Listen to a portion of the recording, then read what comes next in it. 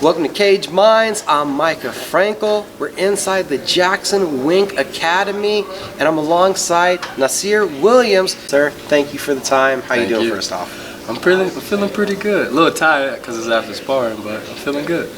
So, Maurice, the Hulk Jackson, somebody that's kind of taking you under his wing around the gym. He's like, Mika, you got to come interview this kid. He's got some big things coming up.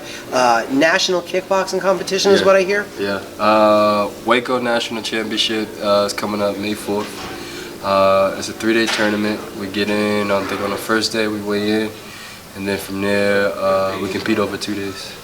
And it could be 1 fight, 3 fights, 4 fights, depends on how big the bracket is. So.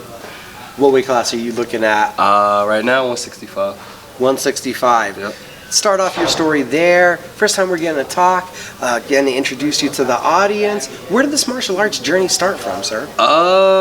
So you know those karate flicks from back in the day where they had like all the sound effects?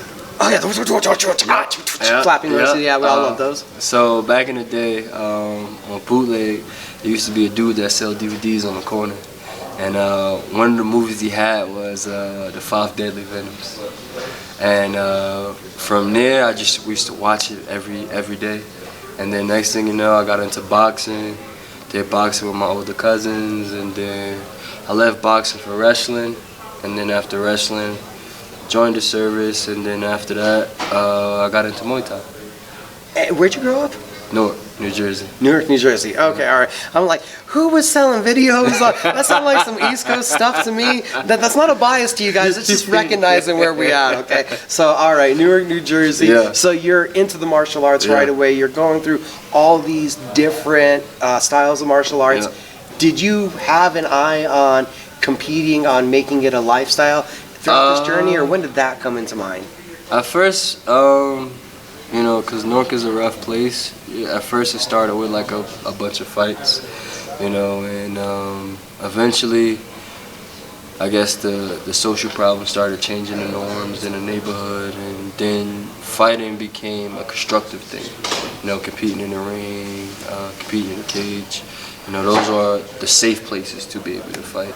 So from there, after my time in the service and stuff like that, I was just trying to be comfortable, because at one point fighting became my happy space, peace of mind. And I know that you decided at a point in your life it was time to broaden your horizons from all that local drama that was going on. Mm-hmm. You sign up, you enlist, you serve the country. Mm-hmm. What did that mean for you, that experience, just in developing as a man? Wow. In all honesty, I put on boots because I wanted to become my own man, but at the same time, I wanted to break away from the stereotypes that was plaguing my neighborhood. You know, because there's a lot of negative things that come into my area, but there's not many good things. So by me putting on boots, I was able to go back to the high schools, become a spokesman, show the kids and the high school kids, like, hey, there's another way out. There's another way to be a positive role model and stuff like that. So I think by me putting on boots, it kind of killed 2 birds in 1 stone. On one end, it taught me how to be a man, and I was able to help my mom with the bills and stuff like that. And on the other end, I was able to give back to the community throughout little gestures, whether it was speaking at high schools, you know, showing kids like there's another way. You're out there, you're seeing the world, you're serving the country. Was the itch for martial arts and still to compete, this dream, was that still something in the back of your mind? Of course. One of the hardest things in the military is trying to actually pursue a martial arts career. Because the way it works in the military, they have combatives programs, which you can do, and there's different classifications that you can work up to. But they also have combatives tournaments depending on unit and stuff like that. And I was always trying to get active into a combatives tournament to try to figure out how to get into like some of the programs.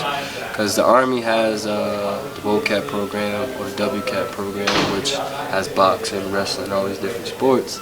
And I was trying to get, while I was in boots, I was trying to get into one of those pipelines, so I will be able to build my brand and I can actually compete. But sometimes things works out for the better for me. and from Newark, New Jersey, around the world. You're now in Albuquerque, New Mexico. How did we get here, Jacksonwink MMA? I went to actually see a good buddy of mine fight, Travis Foster, because Travis came out before me. No Travis and, well. Travis has always been a good friend of mine, and he was actually a role model for me coming out, because Travis was already here while I was still in boots. And we would always still chat. A lot of people don't know, even before, while we were still young, we used to wrestle at the same club. And from there, it's like his mom and my mom worked for the same company, so we always kept in contact with one another. And he had a fight coming up, I think in December. It's either December or November. I asked him, like, hey, you know, I'm coming to see you fight. It was in PA. He actually brought me a ticket. I ended up losing the ticket, funny story, and I ended up buying another one. And then from there, I watched Travis's compete, and then I met OG in that same night, which is Maurice the Hawk Jackson. But yeah, from there, they took care of me, you know. I chatted with him, I showed him some of my footage from my last fight at Nationals, and he was like, I think you should come out to Albuquerque. And I was like, I got some things up in the air right now, but I gave him my word I was going to come, and I kept my word.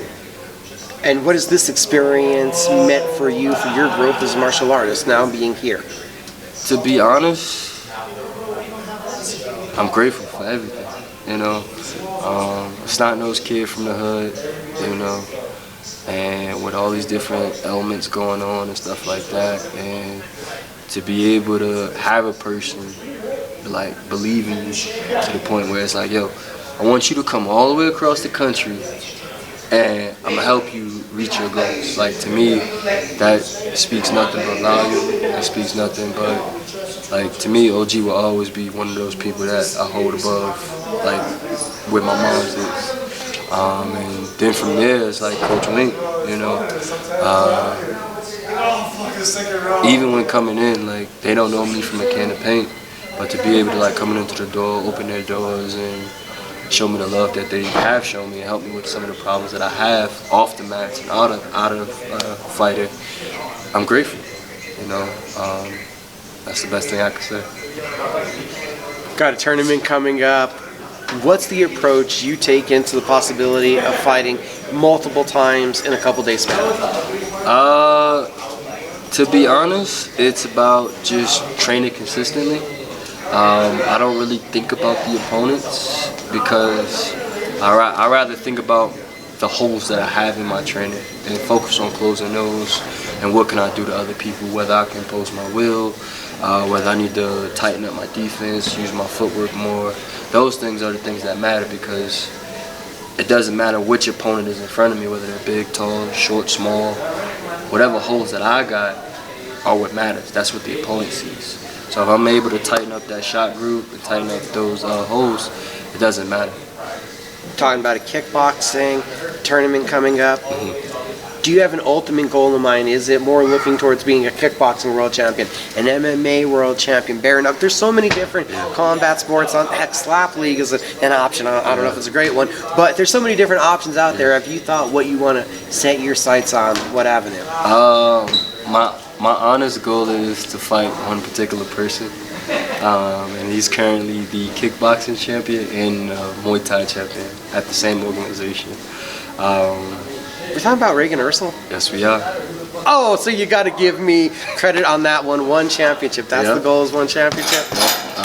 What is it about Reagan Ursel? So, actually, he made a post one day, and he was feeling himself, and he was chatting, and I had sent him a message, or I commented on what he said, and I was like, I can't wait to fight you one day. And he replied to my comment, snot-nosed kid from Newark, I can't wait for you to be here one day. And to me, that meant a lot, because now I wake up thinking about him like, I gotta keep training. You know, I can't be lazy. The days I feel like I'm tired, the days I feel injured, it's like I don't want to miss training, because in my heart I know he's training. I know he's staying consistent. I know he's doing his footwork drills. He's on the bag. He's doing everything right. So for me personally, for me to aspire to be where he's at, I have to keep training, I have to keep going, I have to be consistent. And he's my goal. Outside of that, I think it was 3-4 months ago, met you off to the side here real quick at the gym. Maurice introduced us. He's like, hey, meet my guy Nas. And I've seen you gain something that's very valuable over these last couple of months. You've gained health. You've gained this wealth of health, and you look like an athlete, and you look so much more alive and invigorating. What has that meant for you these last couple of months, the change in your health? It means everything. I guess it reinvigorated me. I'm much more at a happier place in my life. I'm very optimistic at this point that one day I could be 100% and I can go even further. At one point I was real down and depressed and stuff like that because I was trying to do everything right, but it just wasn't happening. So now to be in my happy place, to be training every day, to be with the guys and the gals, it means a lot. You know, it keeps me going. You know, even if I'm injured or I can't feel like I could put 100% out there, I still feel great mentally. And then this is going to be a hard one. You're still growing, you're still progressing, but what do you think it is about you that is going to separate you from the bunch to lead to success? I think in all honesty, it won't be much. I think the one, it'll be two things. My mentors, that's the first thing. Like OG, like Coach Wink, Diego Brandao, those guys, I think that's the first starting point. And I think secondly, it would probably be my ability to want to learn. You know, because of course, you know, when consistency and discipline, everybody talks about that. But I think those two things are what separates, I guess, the creme de la creme from everybody else. I can't give you an answer like my mindset or nothing like that because I don't think that's valid, you know, because we all have bad days, we all have good days, and I think regardless of what we think, as long as we keep going, whether it's 2 steps, 1 step that day, it's still progress. So I feel like the honest answer I can give you are mentors and consistency. Coach Wink is busting all kinds of pads out of the storage. Diego Brandao is about to get cracking mitts. So that probably means that's all the time we have that you guys left that'll be able to hear us. Nassir, it was great getting to talk to you for the first time. So. Thank you.